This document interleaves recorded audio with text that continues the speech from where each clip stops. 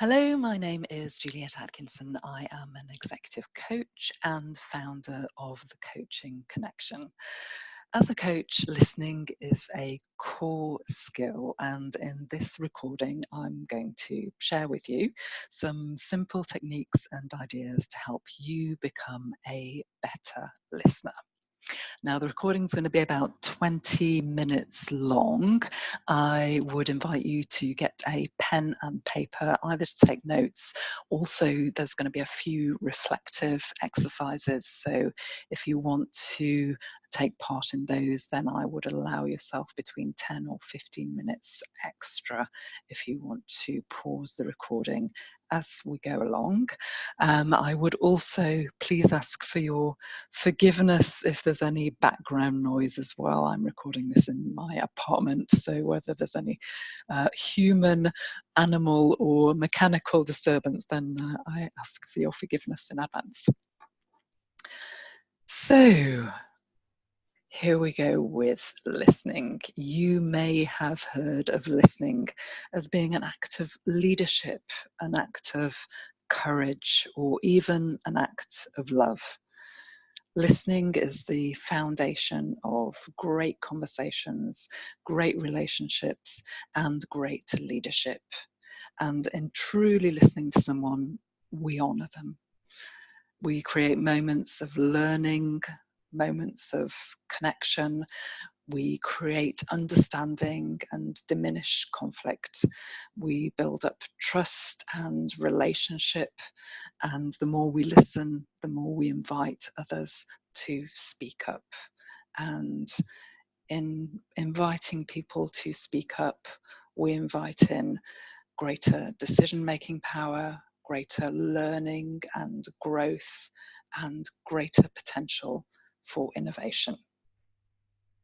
If you want to be a better leader and better serve your employees, your customers, your partners, your stakeholders, your communities, then my invitation to you is to start leading with listening.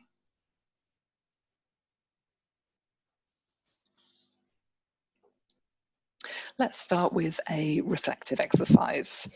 And I'd like to invite you to have a think about a time recently when someone really listened to you. So visualize in your mind's eye what happened. Recall what you heard. What did you observe? What did you feel? What did this person do? What was it that they did that made you feel heard? And how did that make you feel? Take a moment now to note this down on a piece of paper and to observe the words and note anything else that comes up for you. And as said, feel free to stop the recording if you wish.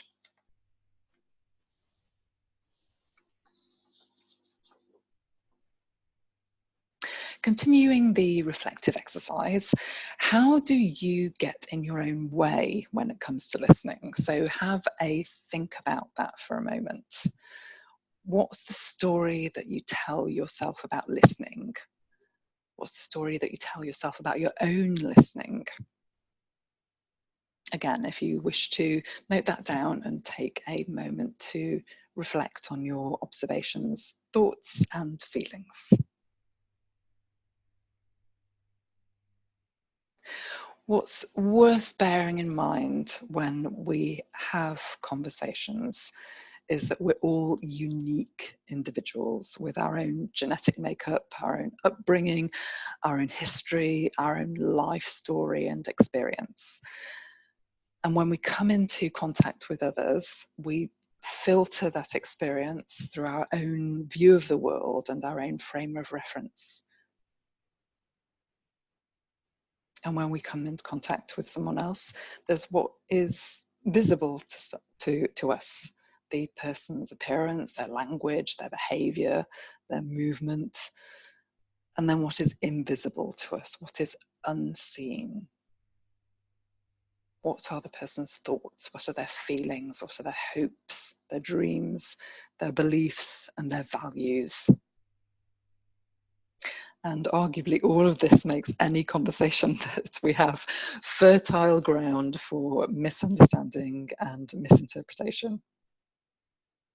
So, where do we typically get in our own way when it comes to listening? So here's a few examples based on the work that I've done with clients, and let's see how they resonate with you. So first of all, we make assumptions. We make assumptions about the person, we make assumptions about the situation. So ask yourself what assumptions you're making, and if they are true. What if they're not true? Secondly, we come into conversation with an agenda, keen to push our own point of view or desired outcome. Stephen Covey, who is the author of 7 Habits of Highly Effective People, said, most people do not listen with the intent to understand. They listen with the intent to reply. And in my experience, this is one of the most common obstacles to listening. So how can you set to one side limiting beliefs about your own knowledge or ideas? How can you set aside any need to be right? Thirdly, difficulty in concentrating. Now, don't worry too much about this at first. Listening takes practice. And if you do feel your mind wandering, just catch yourself out, breathe, and come back into the present. And you can always ask questions if you feel that you've missed something. Fourthly, technology, the great distractor of our time. We are wired to be attracted to beeps and flashes. So if you are in a meeting in person, put your phone and your laptop away. In fact, just having a phone on the table diminishes the level of disclosure in a conversation. And thank you to Terry Kurtzberg for that tip. Terry is a professor at Rutgers Business School, and she's also the author of a book called Distraction. And if you're online, close down any apps, any windows except the one that you're using, and get your webcam on. This commits you to being present, and it helps you to pick up more visual information from the person that you're having a conversation with. What other examples can you come up with?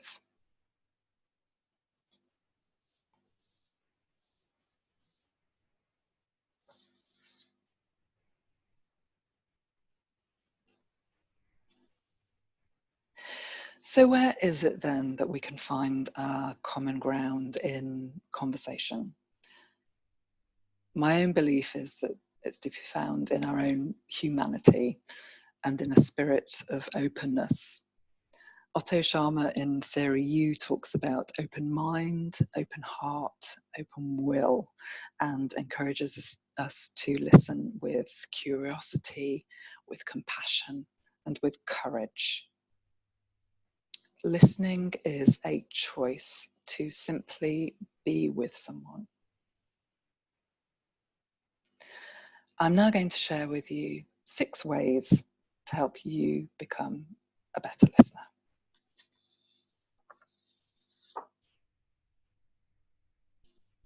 First and foremost, show up. Consciously decide that you're going to listen. Set aside any distractions that include your phone and be present, open, and available to the person in front of you. Stay centered and grounded, so you are resourced and responsible in your own space, and the person you are speaking with is resourced and responsible in their space. So we're coming into contact as equals. Open up your listening space between you for this person to fully express themselves and resist any urge that you may have to interrupt. Listen with curiosity. So genuine curiosity is going to help you overcome assumptions and bias and work with the material and data that's coming up in the conversation in the present. And finally, coming back to Stephen Covey again, seek to understand first before seeking to be understood. How can you seek to understand and appreciate the unique human being in front of you? What's going on for them? What are they thinking? What are they feeling? What do they want? What do they need? What's it like to be in their shoes?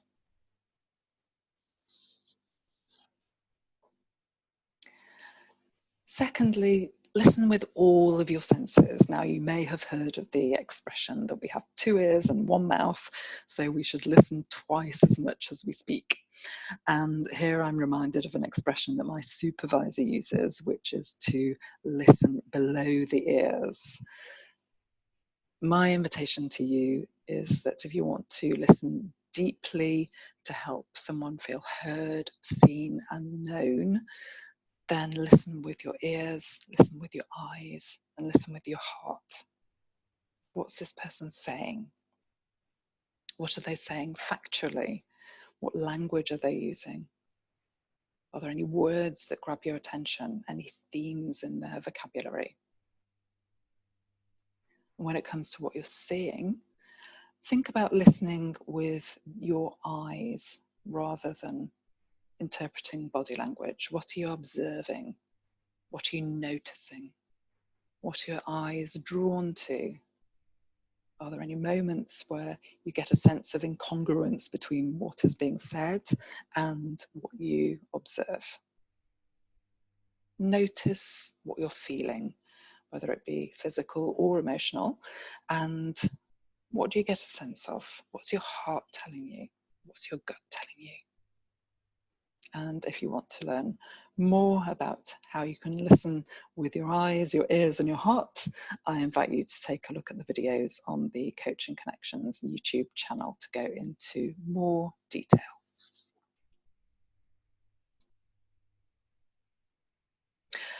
Thirdly, reformulation. When the person is finished speaking, expressing themselves, reformulate.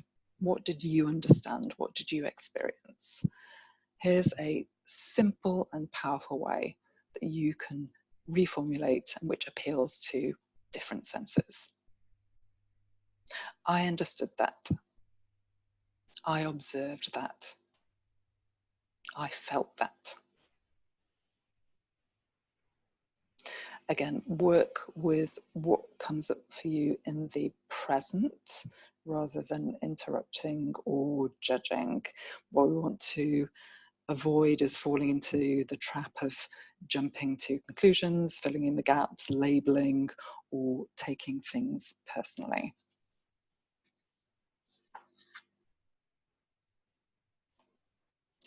And rather than jumping straight in, reacting and offering advice or opinion, ask curious questions. How can you draw out more information to work with?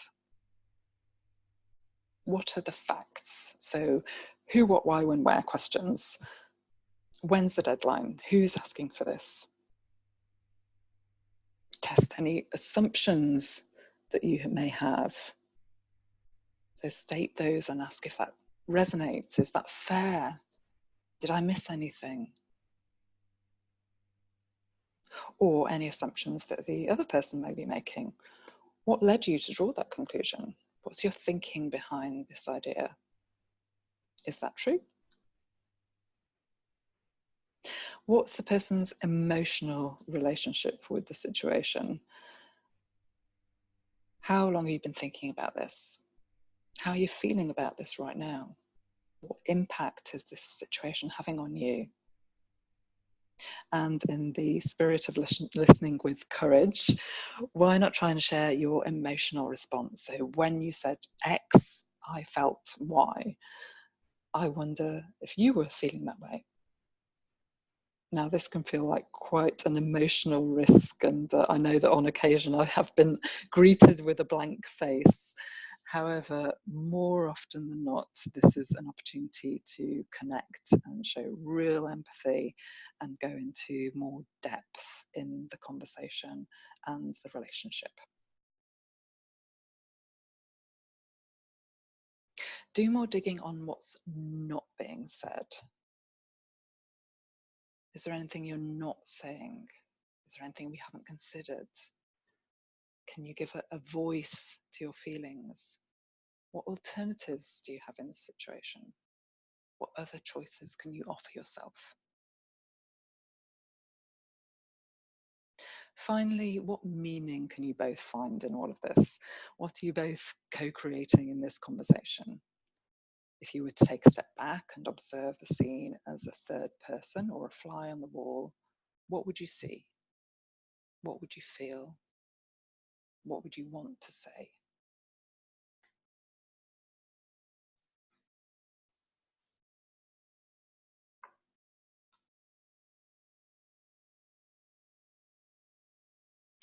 Let's take a moment just to recap these first 4 elements of listening.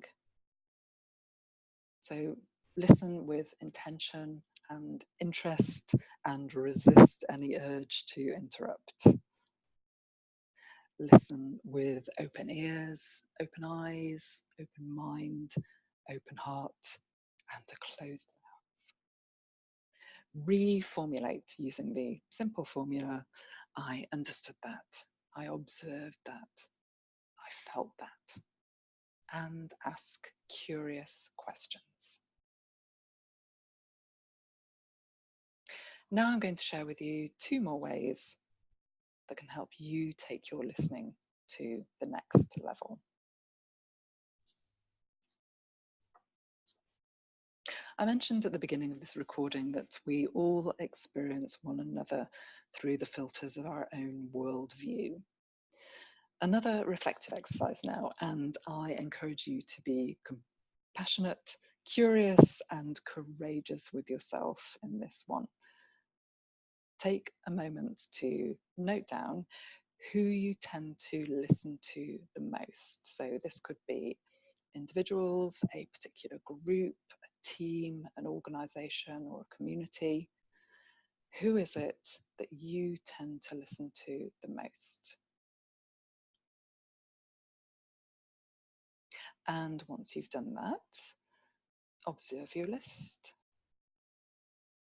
What do these people have in common? What are you seeking from them? Any themes? Any surprises? Note anything else that comes up for you. And when you've done that, I invite you to do exactly the same exercise with people that you tend to interrupt, people that you tend to ignore, and people who you don't engage with. So this could be even people that you actively avoid.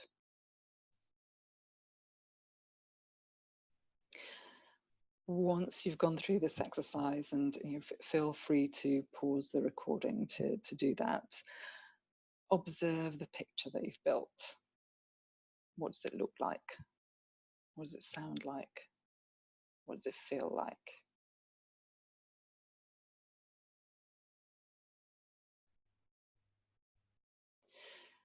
When we don't listen, we miss out. We miss out on opportunities to connect, to learn fresh ideas and vital information, which in some cases can lead to disastrous consequences. In our volatile, uncertain, complex and ambiguous world, our VUCA world, being able to hold multiple different perspectives is a key skill for modern leaders.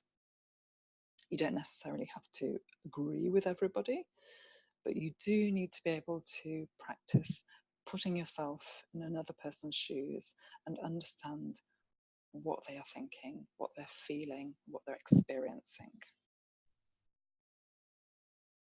By the way, here's a tip if you're having conversation with someone who you don't agree with. So rather than reacting first, respond with a curious question. So you could respond with, that's interesting. I never thought of it that way. Tell me more. What else? So with all of this in mind and having gone through the reflective exercise, how can you now listen more to people with different profiles, preferences, and points of view? Start experimenting with that and reflect upon what changes for you.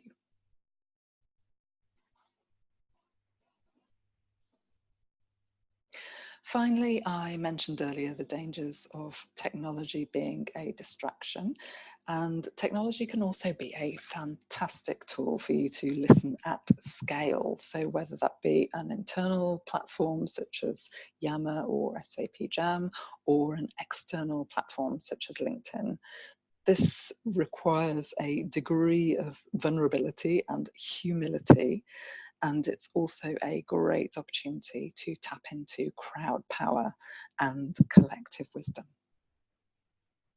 Modern leaders need to be digitally savvy and present, so use social media to pulse check, to get feedback, to test ideas and assumptions, ask questions, and listen, really listen to the answers. May not be what you want to hear, may not be what you're expecting. And in my experience, when approached in the spirit of openness, collaboration, and relationship, you'll actually be pleasantly surprised with what you learn, with how quickly and intelligently things get done, and how exciting, rich, and diverse new information and ideas bubble to the surface. This is the power of leading with listening.